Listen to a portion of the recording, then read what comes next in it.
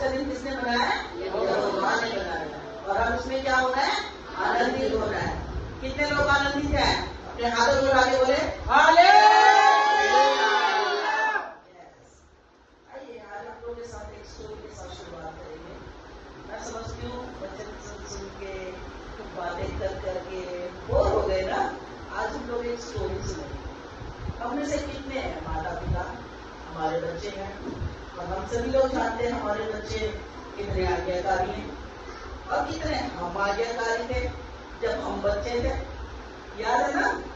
तो मैं एक एग्जाम्पल लेती हूँ। हमारे बीच में हमारे भाई वीरेश हैं, कृपया आ जाइए। और हमारा बेटा विपिन आ जा। तो वीरेश भाई आपको थोड़ी सी एक्टिंग करनी पड़ेगी। तो आप बैठ जाइए, एक चेयर दो अंकल लोग। बेटा विपिन बेटा तू अपने एज यूजुअल फोन पे शुरू हो जा। कोई भी फोन पकड़ ले, फोन पे लगा रहे। हाँ बस फोन ही पे रहे। तो ये काम है आजकल के बच्चों का। वीरेश भाई जरा अपने बेटे को 2-3 बारी बुला लो। विपिन पानी डाले, विपिन उबाल दे, विपिन मेरा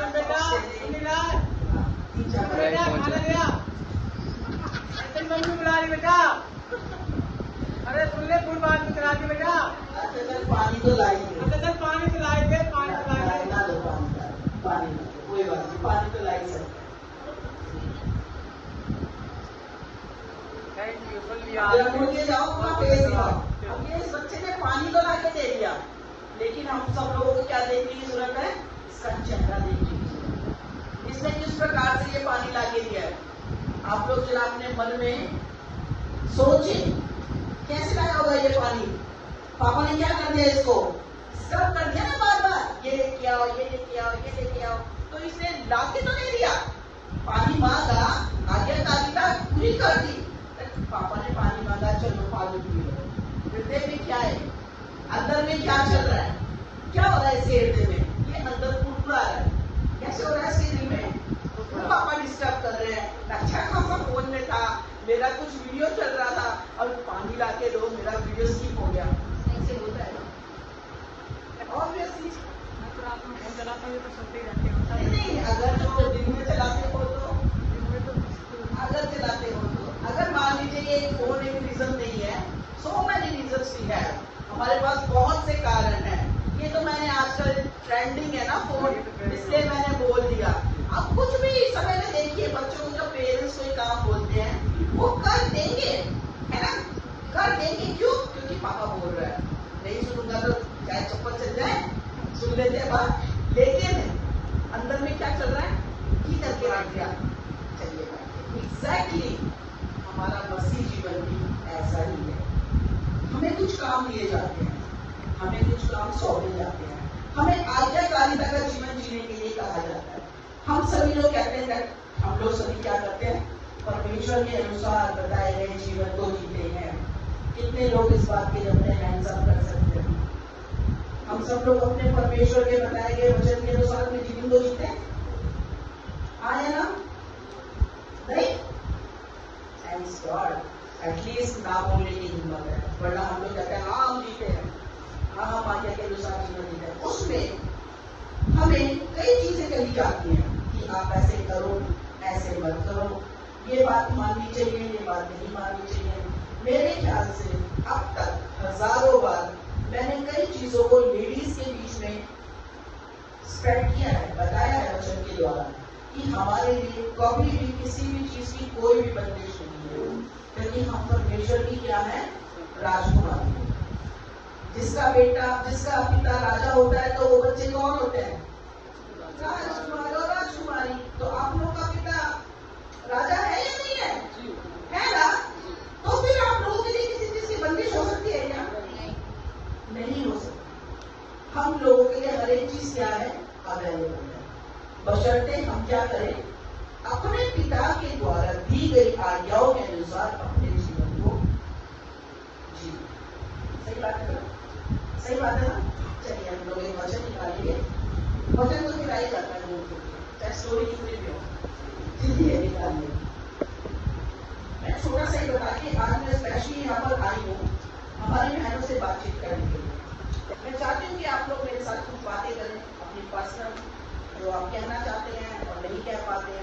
निकालें यशाया उसका पहला अध्याय उसका 19वां पद कोई मेरे बीच में पढ़े और मैं चाहूंगी कि सभी लोग जरा ध्यान से सुने। यदि तुम आज्ञाकारी होकर मेरी मानो तो इस देश के उत्तम उत्तम पदार्थ खाओगे। क्या बता रहे हैं बच्चन? इस देश के उत्तम उत्तम पदार्थों को खाओगे। और अगर जो हम उर्दू की बाइबल पढ़ते हैं तो उसमें क्या बताया गया है कि आप लोग क्या खाएंगे? जो बेहतरीन मेवे, हम लोग मेवा जानते हैं, हम लोग जानते हैं ना मेवा, ड्राई फ्रूट्स, वो हम खाने पाएंगे। अभी हम लोग क्या खाते हैं? सब्जी, रोटी, दाल, चावल। लेकिन परमेश्वर हमें क्या कह रहा है कि हम उत्तम उत्तम वस्तुओं को खाएंगे। क्या हम लोग का यहाँ पर प्रॉपर लाइफस्टाइल या हमारा जीवन जो है खाना है? फर्स्ट प्रायोरिटी तो खाना है ना। पहले तो हमको खाना ही चाहिए, तभी ये शरीर चलेगा ना। तो इसलिए हमें क्या दे रहा है परमेश्वर? वचन को भी याद करो, पढ़ो कोई भी एक दिन। यदि तुम आज्ञाकारी होकर मेरी मानो तो इस देश के उत्तम उत्तम पदार्थ खाओगे।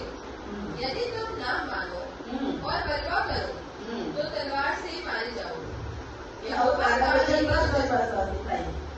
है वचन? अगर तुम मेरी आज्ञा करो मानोगे तो तुम उत्तम उत्तम पदार्थों को खाओगे, लेकिन अगर बलवा करोगे तो अब हम सोचेंगे भाई तलवार कौन सी हमारे सिर पे लटकी है। परमेश्वर का वचन एक दोधारी तलवार है जो हमारे लिए उत्तम वस्तु उत्तम करता है, देता है। और उसके अनुसार अगर जो हम आज्ञा के अनुसार अपने जीवन को ना दिए तो हमारे लिए दंड का भी प्रावधान है। ये हर एक कानून का है। जो भी कानून हमें दिया जाता है, अगर हम उसको मानते हैं तो ठीक है, और अगर हम उसको नहीं मानते तो हमारे लिए क्या होता है? दंड होता है। उसी प्रकार से परमेश्वर के वचन में भी हमें बताया जा रहा है कि अगर आप बलवा करोगे तो आपके लिए तलवार। हम लोग अपने जीवन में देखने के समय में अधिकतर हम क्या होते हैं? बीमार पड़ जाते हैं, रोगी हो जाते हैं, तकलीफें आ जाती हैं, हमारा फाइनेंस खराब हो जाता है। मेन रीजन बनता है हमारा बीमार होना। हमारे परिवार में अगर एक व्यक्ति भी गंभीर रूप से बीमार हो जाए तो हमारे घर की जो सरकार है पूरी हिल जाती है ना, क्योंकि हमें पूरा का पूरा उसके ऊपर ध्यान देने की जरूरत पड़ जाती है। तो यहाँ पर हमें वचन क्या बता रहा है? ये जो हमारे पास प्रॉब्लम आ रही है ये क्या है? एक अनाज्ञाकारिता का लक्षण है। क्योंकि हमने अनाज्ञाकारिता की, इसलिए हमारे पास ये प्रॉब्लम आई। ये अपने आप से बनाई गई कोई मनगढ़ंत कहानी नहीं है, ये परमेश्वर का वचन है जो हमारे लिए है, जो कि हम परमेश्वर पर, प्रभु यीशु मसीह पर विश्वास करने वाले व्यक्ति हैं। अब हम अनाज्ञाकारिता के विषय में जब देख रहे हैं तो सबसे पहले जिस समय में उत्पत्ति की किताब में हमने आदम और हवा की स्टोरी में देखा, उस समय में उनको कितने फल खाने के लिए दिए गए थे? कितने फल खाने के लिए दिए गए थे? कितने फल खाने के लिए दिए गए थे?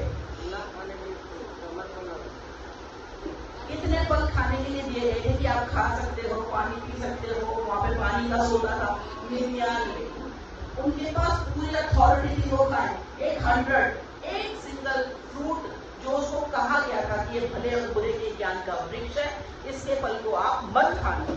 लेकिन उनको क्या चाहिए था? वो ही फल खाना था। उत्पत्ति की किताब निकाले कोई, उसका 3रा अध्याय। ये बहुत ही एक छोटी सी बात है समझने के लिए, और अगर समझ में आ जाए तो बहुत बढ़िया। उसका 2रा और 3रा कोई पढ़े। हाँ। स्त्री ने सबसे कहा, इस वाटिका के वृक्षों के फल हम खा सकते हैं। रुक जाओ, क्या बोल रही है स्त्री? स्त्री एकदम से बहकावे में नहीं आई, उसको सर्प ने बहकाने की कोशिश की।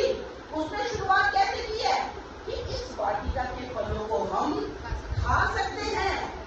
आगे, पर जो वृक्ष वाटिका के बीच में है, उसके फल के विषय में परमेश्वर ने कहा है कि ना तो तुम उसको खाना और ना उसको छूना, नहीं तो मर जाओ। बिल्कुल, क्या बताया जा रहा है कि जो वाटिका के बीच में वृक्ष है उसके फल को ना तो तुम खाना और ना उसको छूना, उससे क्या होगे? तो मर जाओगे। उसी प्रकार से हमारा आत्मिक जीवन है। हमारा आत्मिक जीवन जिस समय में हम परमेश्वर में होकर अपने जीवन को जीते हैं, हमारे पास भी 99 फ्रूट्स हैं खाने के लिए, लेकिन हम किसके पीछे भागते हैं?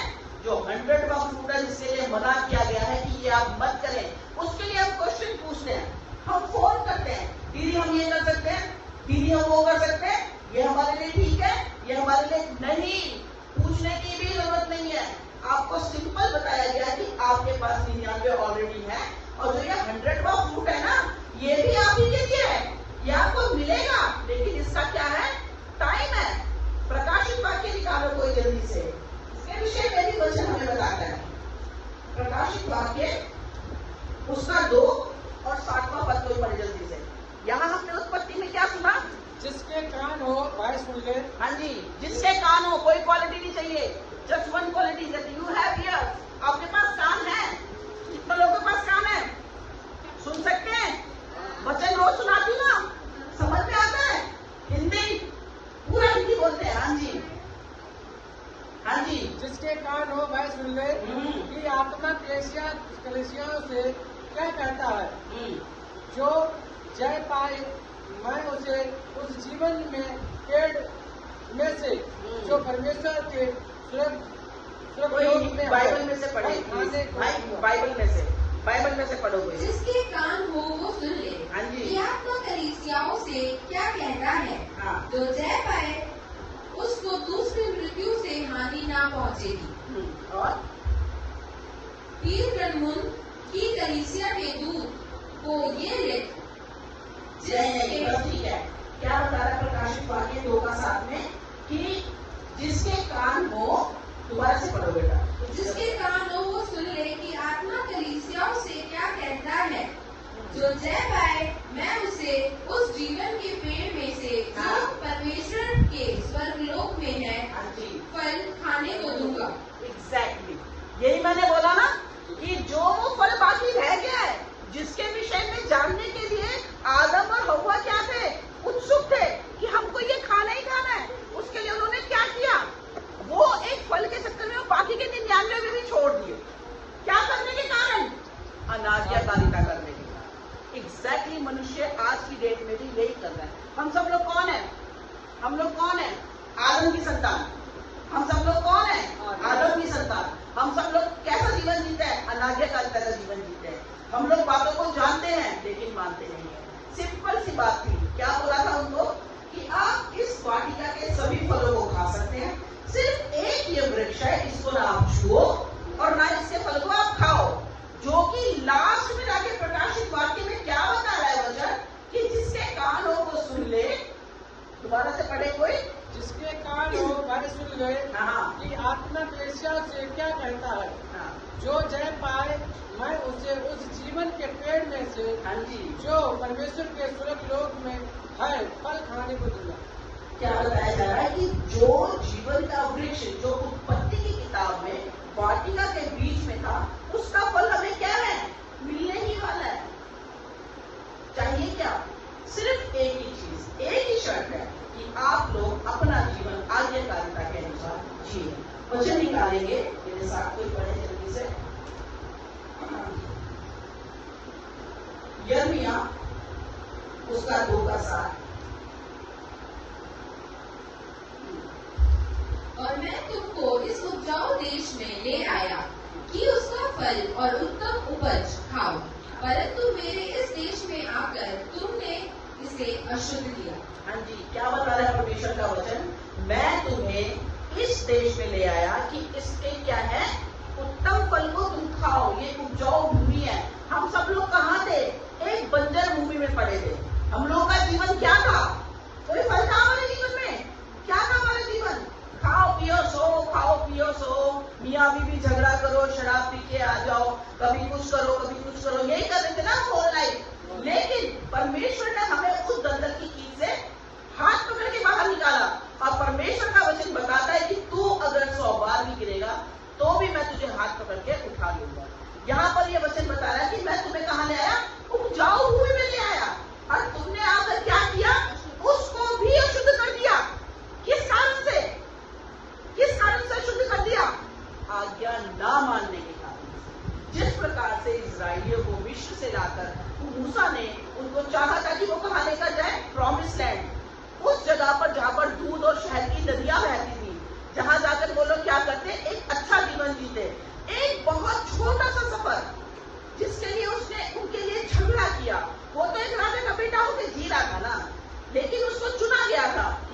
उन लोगों को क्या करे, उस जमीन से उठाए और उनको एक अच्छी जगह पर प्रॉमिस लैंड को लेकर जाए। उन लोगों ने क्या किया, रास्ते में ही उसके लिए कुड़कुड़ाना शुरू कर दिया। उनके कुड़कुड़ाने के कारण क्या हुआ, वो लोग कितने वर्षों तक उस मरुस्थल में घूमते रहे, कितने वर्षों तक घूमे थे, कितने वर्ष घूमे, वो 40 वर्षों तक वो लोग वहीं घूमे। उस बीच में मृत्यु हो गई, कितने बचे, 2 लोगों को वो प्रॉमिस लैंड दिखाया गया। इवन मूसा को भी दूर से वो जगह दिखाई गई, वो भी वहां पर प्रवेश ना करने पाया। मूसा की कोई गलती थी, उसकी गलती सिर्फ इतनी थी कि वो चाहता था कि ये सब के सब बच जाए, इन सबको वो अच्छी जगह पर ले जाना चाहता था, वो गुलामी से उनको आजादी देने की कोशिश कर रहा था। उस कारण से मूसा भी वहीं बना, मूसा भी उस प्रॉमिस लैंड में एंटर नहीं करने पाया। तो हमारा जो जीवन है, जो अभी मैंने एक एक्ट के द्वारा आप लोगों को बताया कि हम करते तो हैं, यहाँ पर हम बात पे आते हैं जैसे कि हमें अपनी कलीसियाओं में कुछ नियमों का पालन करना पड़ता है। फर्स्ट ऑफ ऑल, टाइम पे चर्च आना, हर संडे चर्च आना, अपनी कोई भी प्रॉब्लम है कलीसिया के साथ डिस्कस करना। इवन हमें अपनी कलीसिया को अपना परिवार मानना चाहिए, हमें बताना चाहिए। हम चीजों को छुपाते हैं, चीजों को आपस में उस चीज को डिस्कस नहीं करते, जिस कारण से हम एग्जैक्टली प्रॉब्लम को नहीं जान पाते।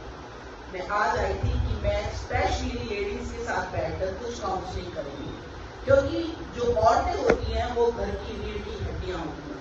अगर एक औरत सही रहेगी घर में तो ऑटोमेटिकली घर ठीक हो जाएगा, घर में सभी चीजें नियम से चलने लगेगी। आज का वचन आपको सिखाता है कि आप अपने जीवन में आज्ञाकारिता को प्रायोरिटी दें। एक और वचन आप निकालेंगे, मैं आप लोगों से यिर्मयाह में ही रहेंगे, 29 का 5 को यिर्मयाह 29 का 5। घर बनाकर उनमें बस जाओ, बारियां लगाकर उनके फल खाओ, विवाह करके बेटे बेटियां जन्माओ और अपने उससे पहले वाला पढ़ेगा, यिर्मयाह 29 का उसमें लिखा था, जितने लोगों को मैंने यरूशलेम से बंदी करके बेबीलोन में पहुंचवा दिया है, उन सबों से इजराइल का परमेश्वर सेनाओं का यहोवा यूं कहता है, घर बनाकर उनमें बस जाओ, बारियां लगाकर उनके फल खाओ। हाँ, क्या बता रहा है, बारियां लगाकर उनके फल खाओ। हम सब लोग यहाँ पर क्या हैं इस समय में, हम सब लोग भी एक परमेश्वर के खेत में, परमेश्वर के राज्य में कार्य करने वाले एक मजदूर के समान। हमें भी परमेश्वर ने चुना है।